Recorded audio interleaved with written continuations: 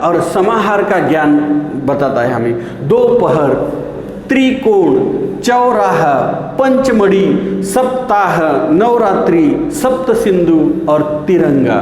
तो ये तिरंगा 3 रंगों का समूह या समाहार का ज्ञान कराता है। सप्ताह नवरात्रि नवरात्रों का समूह है। उसके बाद में चौराह पचमढ़ी 5 मंडियों का समूह है। 4 रास्तों का समूह, 3 कोनों का समूह या यह समाहार का ज्ञान प्राप्त कराने का काम ये द्विगु समास करता है। तो हम फिर से देखेंगे। पहले हमने देखा था अव्ययी भाव समास जिसमें पूर्व पद प्रधान रहता है, और उसके बाद 3 समास हमने देखे जिसमें उत्तर पद प्रधान रहता है, जिसमें तत्पुरुष, कर्मधारय और द्विगु समास है। तो इन तीनों में अंतर क्या है? यहाँ पे कारक चिन्ह लुप्त हो जाता है, यहाँ पे उपमान उपमेय संबंध है, और यहाँ पर जो है प्रथम पद में संख्यावाचक, पूर्व पद संख्यावाचक विशेषण होता है, विशेषण रहता है वो संख्यावाचक। अब उसके बाद देखेंगे हम द्वंद्व समास। जैसे अव्ययी भाव में पूर्व पद प्रधान और बाकी 3 समासों में हमने देखा उत्तर पद प्रधान, लेकिन द्वंद्व यहाँ पे युद्ध है। जब दोनों शब्द समान रहते हैं ऐसे टाइम पे क्या है? द्वंद्व समास, जिसमें दोनों पद प्रधान रहते हैं उसे द्वंद्व समास कहा जाता है। विग्रह करने पर और अथवा या एवं लगता है, जैसे कि पाप पुण्य, पाप और पुण्य, सुख दुख, सुख एवं दुख ऐसा भी कहा जा सकता है। गुण दोष, गुण अथवा दोष कहो या गुण एवं दोष कहो, गुण और दोष कहो। उसके बाद में देश विदेश, देश और विदेश, देश एवं विदेश। अब उसके बाद बहुव्रीहि समास।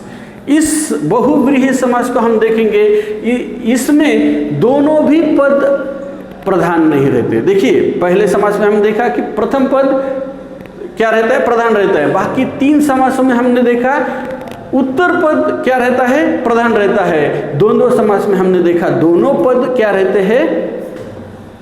प्रधान रहते हैं। लेकिन जब बहुव्रीहि समास आता है इसमें दोनों भी पद क्या नहीं रहते हैं? प्रधान नहीं रहते, दोनों भी पद अप्रधान रहते हैं। ये किसी तीसरे पद का संकेत देते हैं। तो उदाहरण जैसे कि लंबोदर, लंबा है जिसका उदर, उदर मतलब पेट, यहाँ पे गणपति आएगा। चक्रपाणी, जिसके हाथ में चक्र है। उसके बाद में महावीर, पंकज, निशाचर, पीताम्बर, गिरिधर, घनश्याम, ये उसके उदाहरण हैं जिसमें इसका उपयोग जो किया गया है, दोनों पद का जो उपयोग किया गया है ये तीसरे पद का संकेत देने के लिए किया गया है। तो अब हमने यहाँ पर 6 मुख्य प्रकार देखे जो काहे के हैं? समास के हैं। तो पहला कौन सा था? अव्ययी भाव, दूसरा तत्पुरुष, तीसरा कर्मधारय, चौथा द्विगु, 5वां और लास्ट 6ठा। तो इन 6 समासों की यहाँ पे समाप्ति हो सकती थी, लेकिन ये जो तत्पुरुष समास जो है 2 नंबर वाला साला ज़रा बड़ा है। तो अब ये 2 नंबर वाले के और भी 6-7 उप प्रकार पड़ते हैं। तो ये उसके उप प्रकार है, ये 1 2 3 4 5 6, और बाद में जो आखिरी में देखना है हमें नंद समाज, न समाज, नत्र समाज, उसको अलग अलग तरीके से पढ़ते हैं लोग। इसे हिंदी के स्कॉलर, हिंदी के ज्ञानी ही बताएंगे कि उसका मुख्य उच्चारण क्या है। तो हम पहले देखेंगे तत्पुरुष समास के भेद, तत्पुरुष समास के प्रकार। तो ये 6 प्रकार जो है, तो पहला है कर्म तत्पुरुष, दूसरा है करण तत्पुरुष, तीसरा है संप्रदान तत्पुरुष, उसके बाद है अपादान तत्पुरुष, फिर उसके बाद संबंध तत्पुरुष और अधिकरण तत्पुरुष। अब देखिए नाम तो इतने ऐसे हुए, पहले इस समासों के नाम याद रखते रखते दिमाग खराब हो गया था। अब उसके बाद उनके भेदों के भी क्या करना है, हमें नाम याद रखने हैं। तो पहले समासों के तो नाम अच्छे से याद हो गए थे ना आपको, तो चलिए अब इसको भी अच्छे से याद करेंगे। ये कर्म तत्पुरुष क्या है? तो इस कर्म तत्पुरुष में द्वितीय विभक्ति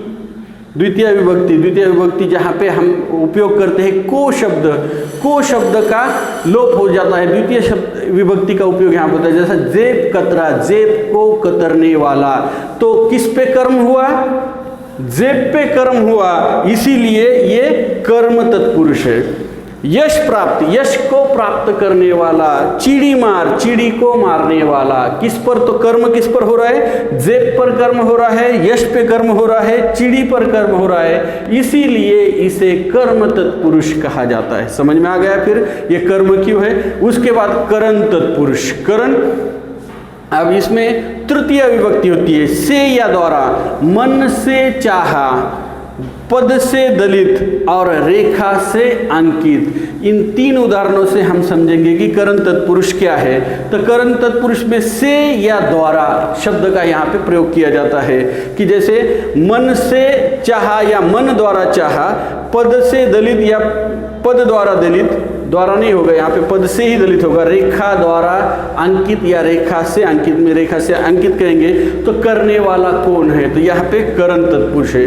द्वितीय का यहाँ पे उपयोग है, यहाँ पे लोप होता है को, और तृतीया में लोप होता है से और द्वारा। उसके बाद में है संप्रदान तत्पुरुष।